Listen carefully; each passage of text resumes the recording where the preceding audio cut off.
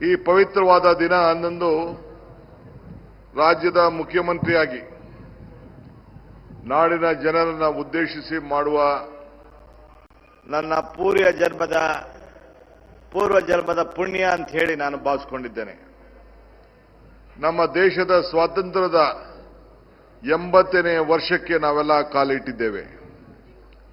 ಮಹಾತ್ಮ ಗಾಂಧೀಜಿಯವರು ನಮಗೆ ಸತ್ಯ, ಅಹಿಂಸೆ ಮತ್ತು ಸೇವೆಯನ್ನ ದಾರಿಯಲ್ಲಿ ತೋರಿಸಿದ್ದನ್ನ ನಾವು ಯಾರು ಕೂಡ ಮರೆಯಲಿಕ್ಕೆ ಸಾಧ್ಯ ಇಲ್ಲ. ನಮ್ಮ ಸಾಂಸ್ಕೃತಿಕ ನಾಯಕ ಬಸವಣ್ಣವರು ಸಮಾನತೆ, ಕಾಯಕ ಮತ್ತು ದಾಸೋಹದ ದಾರಿಯನ್ನ ನಮ್ಮೆಲ್ಲರಿಗೂ ಕೂಡ ತೋರಿಸಿದ್ದಾರೆ.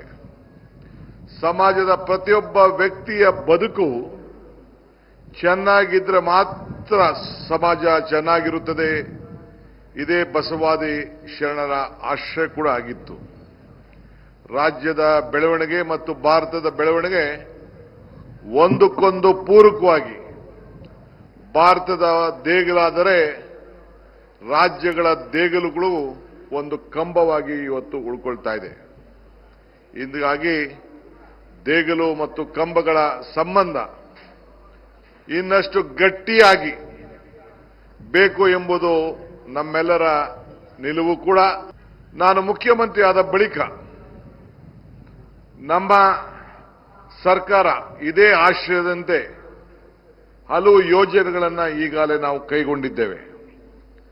ನಾನು ಆಡಳಿತ ಇಂದು ನಾನು ಅನುಭವಿಸುತ್ತಿರುವ ನಮ್ಮ ಆಡಳಿತದಲ್ಲಿ ಈ ಸ್ವಾತಂತ್ರ್ಯದ ಗಾಳಿ ಮತ್ತು ಬೆಳಕು ನಮ್ಮ ಹಿಂದಿನ ಪೀಳಿಗೆಯ ದೇಶ ಪ್ರೇಮಿಗಳ ಬಲಿದಾನದಿಂದ ಫಲ ಇದನ್ನು ಮುಂದಿನ ಪೀಳಿಗೆಗೆ ದಾಟಿಸುವುದು ನಮ್ಮ ಹೊಣೆ ಕೂಡ ಆಗಿದೆ.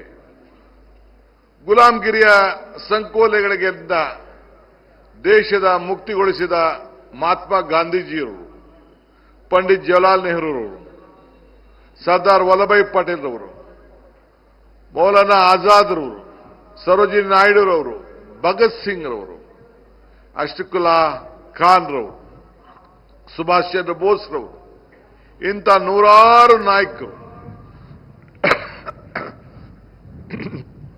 ಸ್ವತಂತ್ರ ಭಾರತದ ಸದಾ ನೆನಪಿನಲ್ಲಿ ನಮ್ಮ ಜೊತೆಯಲ್ಲಿದ್ದಾರೆ. ಭಾರತೀಯ ರಾಷ್ಟ್ರೀಯ ಕಾಂಗ್ರೆಸ್ ಅನ್ನು ನಡೆಸಿದ ನಮ್ಮ ಸ್ವಾತಂತ್ರ್ಯದ ಹೋರಾಟ ಮತ್ತು 1924ರ ಬೆಳಗಾವಿಯ ಕಾಂಗ್ರೆಸ್ ಅಧಿವೇಶನ ಹೊತ್ತಿನ ಸ್ಫೂರ್ತಿಯನ್ನ ನಾವು ಇಂದು ನೆನಪಿಸಿಕೊಳ್ತಿದ್ದೇವೆ. 2 ವರ್ಷದ ಹಿಂದೆ ತಾನೇ ನಾವು ಕೂಡ ಬೆಳಗಾಂನಲ್ಲಿ ಮಹಾತ್ಮ ಗಾಂಧೀಜಿಯವರು ಈ ದೇಶದ ಸ್ವಾತಂತ್ರ್ಯದ ನಾಯಕತ್ವವನ್ನು ವಹಿಸಿದ್ದನ್ನು ಕೂಡ ನಾವೆಲ್ಲ ಸ್ಮರಿಸಿಕೊಂಡು ಜೈ ಬಾಪು, ಜೈ ಭೀಮ್, ಜೈ ಸಂವಿಧಾನ ಕಾರ್ಯಕ್ರಮವನ್ನು ಕೂಡ ನಾವು ಹಮ್ಮಿಕೊಂಡಿದ್ದು ತಮಗೆಲ್ಲ ನೆನಪಿರಬೇಕು.